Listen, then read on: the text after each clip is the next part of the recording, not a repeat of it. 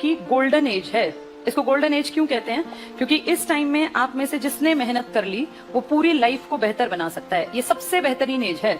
इसमें दो रास्ते निकलते हैं। एक रास्ता जो हमें सही दिशा में ले जाएगा और लाइफ में सक्सेसफुल बना देगा।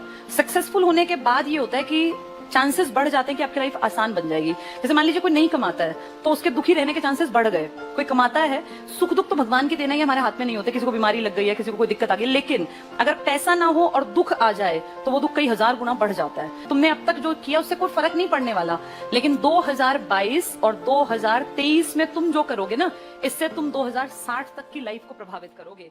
अब अगर सही रास्ता नहीं पकड़े तो अगले 40 साल, अभी तुम 20-20 साल के इर्द गिर्द हो, कोई 18 का, कोई 22 का, कोई 21 का, यही एज ग्रुप है तुम्हारा। तो तुम्हें ये बता रही हूँ, तुमसे मेरी एज लगभग डबल है। मेरी एज है 39+।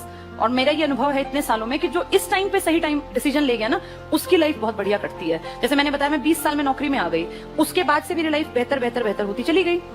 मैंने नौकरी छोड़ी थी 2015 में। कई साल जॉब करने के बाद मैंने नौकरी छोड़ दी, कारण आईसीएस बहुत बढ़ गया था। उसके बाद फिर गवर्नमेंट जॉब करना पॉसिबल नहीं रहा, तो मैंने छोड़ दी। लेकिन जब तक आईसीएस अपनी जड़ें जमा रहा था, तब तक मेरे पास एक सबसे ताकतवर चीज मेरी नौकरी थी। आप जिस टाइम पे आप अपना दूसरा काम सोच रहे होते ना करने का, उस टाइम अगर आपके पास पीछे एक बैक है तो आप फ्री रहते हैं। हम इतने सालों तक जो आईसीएस को धीरे धीरे करके बड़ा करते रहे, उसका लॉजिक ही ये था क्योंकि पीछे एक सिक्योरिटी थी, एक सेफ्टी थी कि मेरे पास गवर्नमेंट जॉब है। तो तुम भी अगर जीवन में कुछ बड़ा भी करना चाहो ना, जैसे कई लोगों के सपने बड़े होते हैं, वो सोचते हैं कुछ बड़ा करेंगे, उस बड़े तक पहुंचने के लिए एक प्लेटफॉर्म की जरूरत पड़ती है। एवरेज घर के बच्चे को, किसी को पेंटर बनना है, किसी को गायक बनना है, किसी को डांसर बनना है, कुछ भी कर लो, लेकिन आपके पैर जमीन पर रहने बहुत जरूरी हैं। और हम आम परिवारों में पैर जमीन पर तभी टिके रहते हैं जब हमारे पास कोई काम धंधा होता है। और हमारे लिए सबसे बेस्ट है एक बार गवर्नमेंट जॉब मिल जाए, फिर अपनी मर्जी की लाइफ आप कैसे भी जी सकते हैं। प्रोफेशन कभी भी बदला जा सकता है, पर पैर खड़े होंगे ना जब एक जगह, तभी लोग आपकी बातों को मानेंगे। अब तुम में से कोई कहेगा पिताजी मुझे ना गायक बनना है, तो 2 लात पड़ेंगी उसको, पढ़नी भी चाहिए। गायकी का भूत तो सवार बहुतों को है, किसी को हीरोइन बनना है, किसी को हीरो बनना है। ये सब चीजें ना या तो बहुत अमीर घर में पैदा हुए हो तो चलती हैं। एवरेज परिवार में सबसे पहले पैसा कमाना सीखो, फिर उस पैसे को अपने ऊपर लगा दो। मैंने 2015 में जॉब छोड़ी तो मेरे पिताजी डिसीजन मेकर नहीं थे मेरी लाइफ के, लेकिन 2003 में जब मैंने जॉब शुरू की, तब मेरी लाइफ के सारे डिसीजन मेरे फादर लिया करते थे।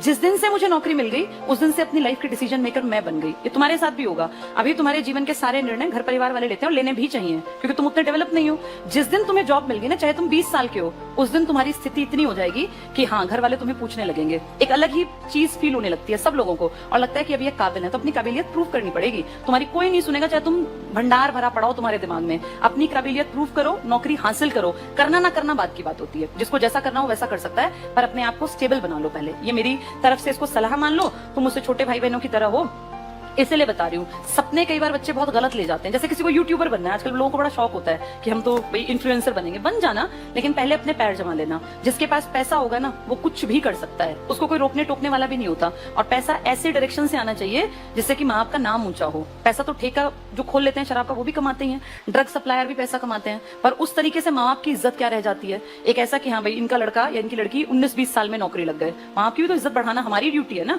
अब तुम जिस उम्र में हो ना, इन सबसे तुम्हारे एक एक स्टेप से माँ बाप के ऊपर फर्क पड़ेगा। तो खूब मेहनत करो, जम के पढ़ो, ताकि कहीं एक स्टैंड बना पाओ।